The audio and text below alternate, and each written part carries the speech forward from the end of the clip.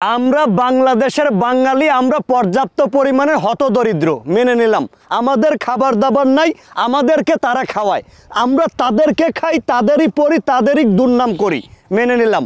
তাইলে আমাদের ইলিশটা ছাড়া কেন তারা চলতে পারে না? আরে ভাই, ইলিশটা বন্ধ করছি 2 দিনও হয়নি, এরই মধ্যে তারা পাচার করে ইলিশ নিয়ে যাচ্ছে দেশে। একটাবার চিন্তা করতে পারেন? আরে ভাই, একটা জিনিস তোমাদেরকে আমরা দেব না, দেব না, না না না, আর কতবার বলবো? এই ইলিশ এখন বাংলাদেশের বাঙালিরা খাবে, তোমাদেরকে আর দেওয়া হবে না। এই বাংলাদেশের ইলিশ তোমরা প্রচুর খেয়েছো দাদা, তোমরা খেয়েছো, কিন্তু আমার দেশের সাধারণ মানুষ, মধ্যবিত্ত মানুষ খেতে পারে না, কারণ 1800 টাকা কিলো। আর সেই ইলিশ তোমরা আমাদের দেশ থেকে নিয়ে গিয়ে 500 টাকা কিলো কিনে খাও। বলি দাদা, জিবলা এই গলাটা কি বড় হয়ে গেছে? এখন কি তোমরা চাইলেও বন্ধ করতে পারো না ইলিশ খাওয়া? যে কারণে এখন আমাদের দেশ থেকে পাচার করে নিয়ে যাচ্ছ ইলিশ। 895 কেজি ইলিশ, 895 যদি ভুল না করে থাকি, এই ইলিশ তারা পাচার করতে গিয়ে ধরা পড়েছে বর্ডারঘাটের হাটে। আমি সেই বর্ডারঘাটকে স্যালুট জানাই। এই বাংলাদেশটার আগের বাংলাদেশ নাই। এই বাংলাদেশে আর গুম, রাহাজানি, পাচার কোনো কিছুই হবে না, এটা ভুলে যাও। ওই বর্ডারঘাট বিজিবিও কিন্তু আর আগেরটা নাই। এটা সোনার বাংলাদেশ, এটা স্বাধীন বাংলাদেশ, এখানে কোনো প্রকার পাচার করা সম্ভব না।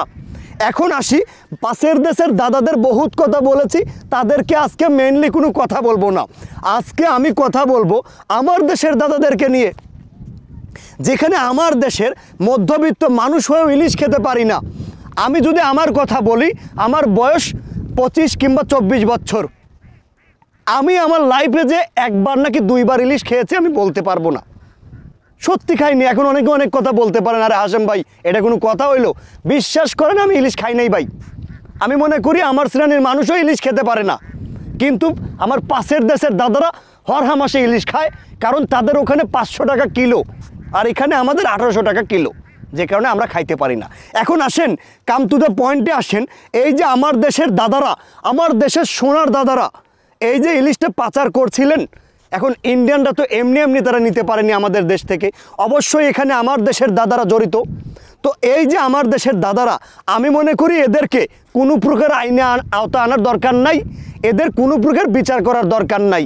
যে কয়েকটা ইলিশ পাচার করছিলেন, প্রত্যেকটা ইলিশ এদের ভরে দেন, প্রত্যেকটা ইলিশ এদের পিছন দিয়ে ভরে দেন। এদের কোনো বিচার নাই, এদেরকে আইনের আওতা আনার দরকার নাই, প্রত্যেকটা ইলিশ ভরে দেন। এই শালারা দেশের মানুষ ইলিশ খেতে পারে না, শালারা বিদেশে ইলিশ পাচার করে। এই দেশে বিক্রি কর, দেশের মানুষরা ইলিশ খাওয়া। এই দেশের মানুষ ইলিশ খেতে পারে না, তুই বাইরের দেশে ইলিশ পাঠাস বেটা, যে দেশে ইলিশ জন্ম নেয়। এই আমার সোনার বাংলা ইলিশ জন্ম নেয়, অথচ আমরা ইলিশ খেতে পারি না। এই শুধুমাত্র তোদের মতো সিন্ডিকেট ব্যবসায়ীদের কারণে। তোরা বাইরের দেশে বিক্রি না করে কি দেশে বিক্রি করতে পারিস না?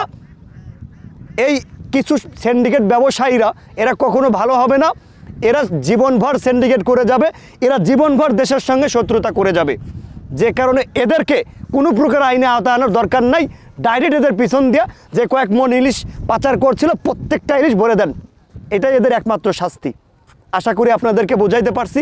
তো আজ এ পর্যন্তই, দেখা হচ্ছে আমার আগামী যে কোনো একটা গুরুত্বপূর্ণ ভিডিও নিয়ে। সে পর্যন্ত সকলে ভালো থাকবেন, সুস্থ থাকবেন, হাশেম ভাইয়ের সঙ্গে যুক্ত থাকবেন। আল্লাহ হাফেজ।